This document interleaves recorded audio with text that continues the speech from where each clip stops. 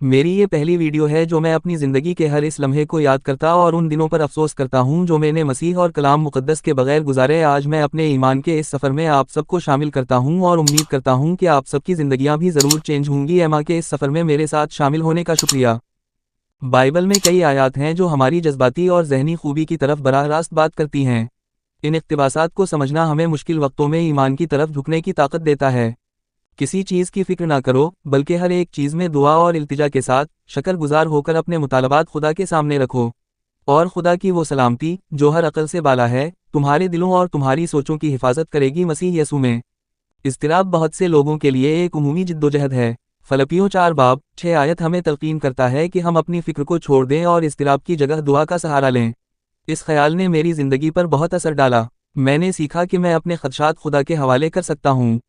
میری دعا میں پناہ گزینی ایک محفوظ جگہ بن گئی جہاں میں اپنے خوف اور شکوک کا اظہار کرتا تھا۔ اضطراب کے لمحات میں صرف دعا کرتا، اللہ سے طاقت، حکمت اور سکون طلب کرتا۔ یہ عمل میرے نقطہ نظر کو تبدیل کرنے لگا۔ میں نے محسوس کیا کہ میں اپنی بوجھ کو اکیلا نہیں اٹھا رہا۔ خدا کے سامنے شکرگزاری کے ساتھ آنے کا حکم میرے نقطہ نظر کو تبدیل کر دیا۔ میں نے یہ سیکھا کہ جب میں اپنی زندگی میں موجود برکتوں کا اعتراف کرتا ہوں تو یہ احساس اضطراب پر حاوی ہوتا ہے۔ یہ روزمرہ کا عمل مجھے مثبتیت پر توجہ مرکوز کرنے کی عادت ڈالنے میں مددگار ثابت ہوا۔ خدا کے سکون کا وعدہ جو ہمارے دلوں اور خیالات کی حفاظت کرے گا، ایک حقیقت بن گیا جسے میں نے تلاش کیا۔ یہ ہمیشہ فوری نہیں تھا، لیکن وقت کے ساتھ میں نے ان سکون کے لمحات کو پہچاننا سیکھ لیا جو خدا فراہم کرتا ہے۔ یہ سکون حالیہ حالات پر منحصر نہیں تھا، یہ ایک گہرا، مستقل یقین تھا کہ خدا کنٹرول میں ہے۔ فلپیوں 4:6-7 آیت کے علاوہ کئی دیگر آیات نے میری شفا اور آزادی کے سفر میں ٹھوس حیثیت رکھی۔ 1 یسعیاہ 41:10 آیت، پس تو خوف زدہ نہ ہو کیونکہ میں تیرے ساتھ ہوں، تو حیران نہ ہو کیونکہ میں تیرا خدا ہوں۔ میں تجھے طاقت دوں گا اور تجھے مدد کروں گا، میں اپنی راست باز دائیں ہاتھ سے تجھے سنبھالوں گا۔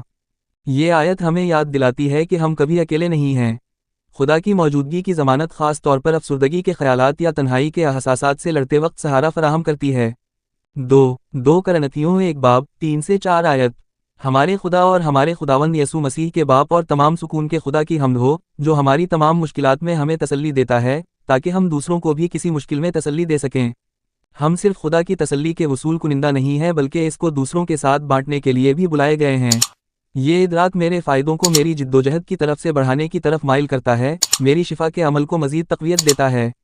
3 زبور 34:18 آیت، خداوند دکھی دل والوں کے قریب ہے اور روح میں ٹوٹے لوگوں کو بچاتا ہے۔ یہ بہت ضروری ہے کہ ہم اپنے درد کو تسلیم کریں، خدا ہمارے سب سے تاریک لمحات میں قریب ہے۔ یہ آیت ہمیں یاد دلاتی ہے کہ جدوجہد ترک کرنے کی علامت نہیں ہے بلکہ یہ ہمیں خدا کے قریب لے جا سکتی ہے۔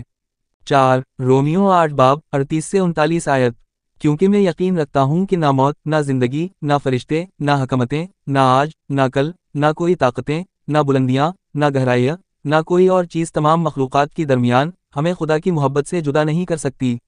بعض اوقات میں نے محسوس کیا کہ میری جدوجہد کی وجہ سے میں خدا کے سامنے خود کو نامناسب یا الگ تھلگ محسوس کرتا ہوں۔ رومیو 8 نے مجھے یقین دلایا کہ کچھ بھی مجھے اس کی محبت سے علیحدہ نہیں کر سکتا۔ یہ سچائی میری شفا کے عمل میں بنیادی حیثیت رکھتی تھی۔ روزمرہ کی زندگی میں کتاب مقدس کو شامل کرنے کے طریقے۔ خدا کے کلام کا روزانہ مطالعہ آپ کی ذہنی صحت پر گہرا اثر ڈال سکتا ہے۔ روزانہ چند آیات سے شروع کرنے پر غور کریں، انہیں اپنے خیالات اور افعال پر اثر انداز ہونے دیں۔ ان مخصوص آیات پر غور کریں جو آپ کے ساتھ گونجتی ہیں۔ ان کے معنی کو سمجھیں اور یہ کہ وہ آپ کی زندگی میں کس طرح لاگو ہوتے ہیں۔ یہ مشق خدا کے وعدوں کی سچائی کو اندرونی طور پر سیکھنے میں مدد کر سکتی ہے۔